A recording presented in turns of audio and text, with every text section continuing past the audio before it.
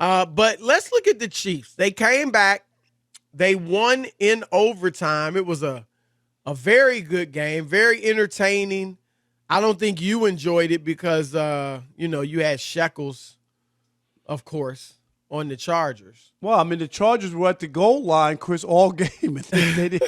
You Did know you what I do mean? something to Brandon Staley? My goodness. I mean, it's one thing. It's one thing. Like you get beat, and you're not at the. It's not like being in the red zone. You're at the 20. You know, automatically going to get in. I mean, they were knocking on the door, right, often, early and often, and they just could not get in. Well, But on the Chiefs side, I mean, they started out 10 and they were up 10-0, Chris, and could have easily been 20-10 at the half. Well, this is what I want to ask you. Do you, because the Chiefs now have won 7 straight. They've now got the best record in the AFC.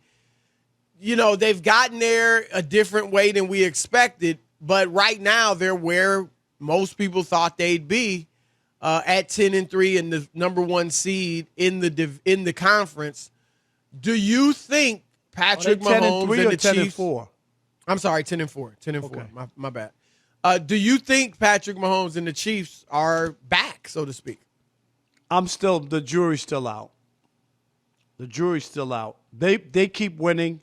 They're doing what they need to do, but beating good teams too. Yeah, but last night was one of those games where, as we talked about, they were up early, fell behind. They had some mistakes. There was turnovers. I don't know. When I look at that game, Chris, I'm gonna be honest.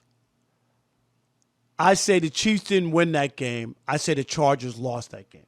That's the way I view last night's game. Doesn't mean that it doesn't count for a win for the Chiefs, but what came away from that game for me was that the Chargers lost, not that the Chiefs won.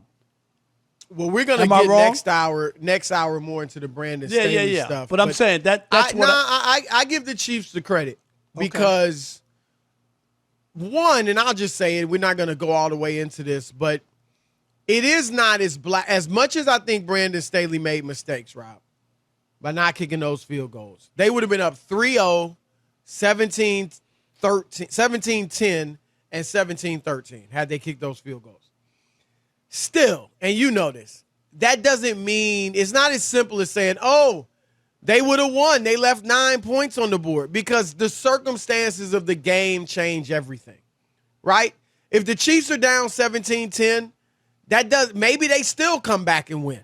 Maybe you play a little more desperately. Who knows? I mean, unless it's really late in the game and there's hardly any time left on the clock, you can't just say, oh, this happened at the 33-minute mark and the game, it decided the game, especially when it's a fairly close game, because the circumstances change everything. No, but that's not what I'm saying. My point is, right. In watching the game, I didn't come away with, man, the Chiefs just put a whooping on them. Wow. Oh no, they didn't put a whipping. Okay, on them. that's not. I felt like, but they did do. Go ahead. But I felt like the Chargers blew a golden opportunity. They choked. They didn't win the big game they were supposed to. They were knocking on the door all night. I just felt like the Chargers lost the game they should have won. It doesn't mean that the Chiefs didn't play well and didn't come through late in the game, Chris. That's not what I'm saying.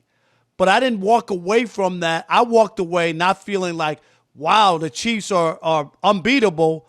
I walked away saying, feeling like the Chargers are who we thought they were. They're just not ready for prime time. That's what I got the feeling for, whether it was their coach, whether it was some of their players, Chris, not performing and not making plays or whatever. But I just felt like they blew a golden opportunity. If the Chiefs beat them and came out and it wasn't about some missed field goals or whatever, I'd be like, wow, the Chiefs came into L.A., they put it on them, they beat them.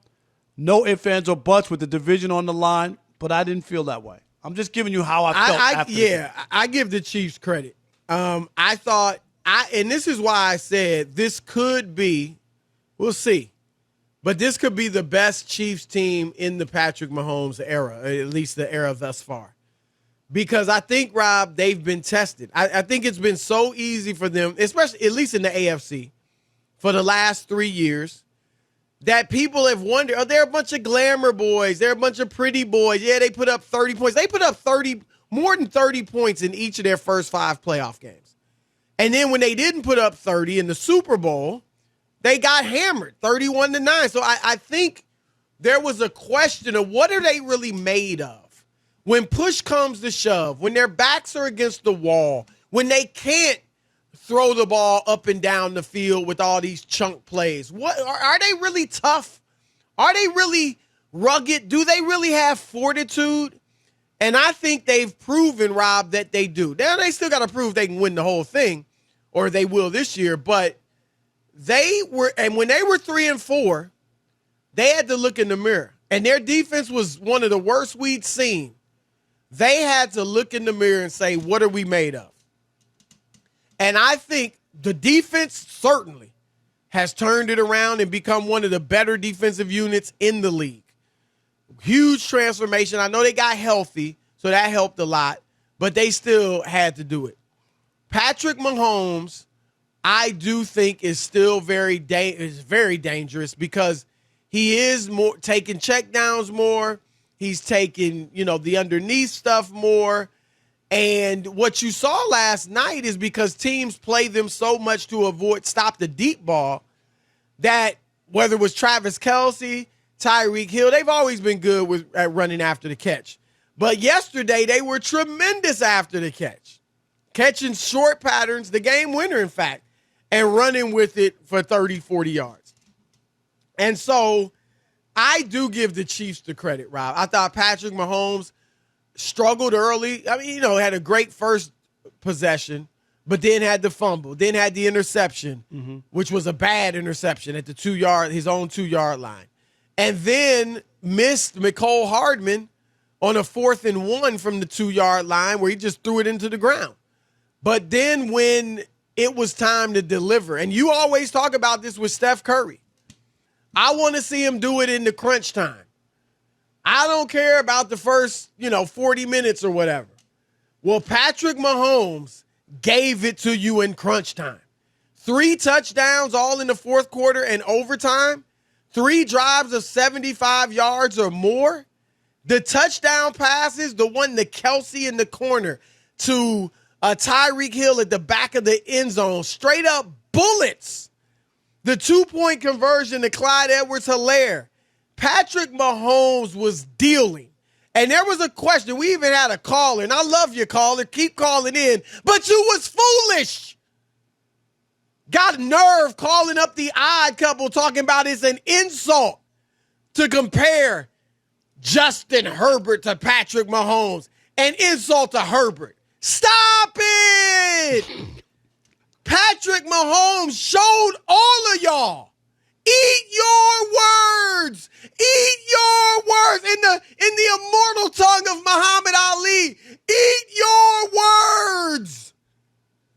He showed you who's the baddest boy in the AFC. He showed you why I was not incorrect for saying he's got GOAT potential. That's right. That's right. I'm back on my high horse. Patrick Mahomes delivered. And let me give a little props to the defense before you try to shut me down, Rob. The defense, without 3 starters, without 3 starters, Chris Jones, Willie Gay, L'Jarius Sneed. Yeah, Brandon Staley was silly for going for it, but they stopped him. They stopped him. 3 drives, 1st and goal from inside the 5, and the Chiefs shut it down.